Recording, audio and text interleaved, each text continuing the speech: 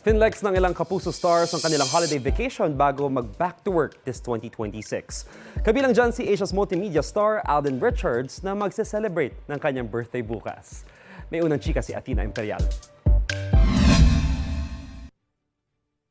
All the way from San Francisco, California, nakabonding ni Alden Richards ang kanyang pamilyang ilang araw bago ang kanyang birthday sa January 2. Nagpunta sa Amerika si Alden pagkatapos ng kanyang successful na ultimate fan meet na pagdiriwang din ng kanyang 15 years sa showbiz. Nasa abroad din si Mikey Quintos ngayong holidays. Enjoy din siya sa panonood ng isang basketball game.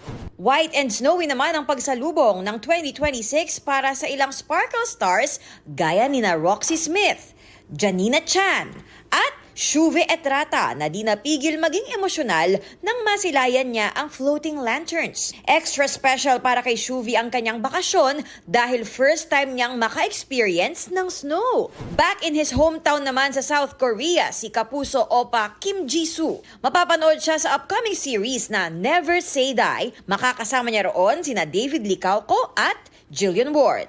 By the beach naman ang New Year's Eve vacay ni Max Collins kasama ang anak na si Sky. Ganyan din ang vibes ni Clea Pineda.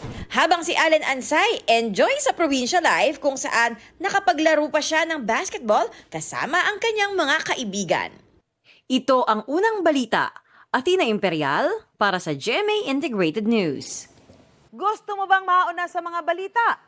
Mag-subscribe na sa GMA Integrated News sa YouTube at tumutok sa unang balita.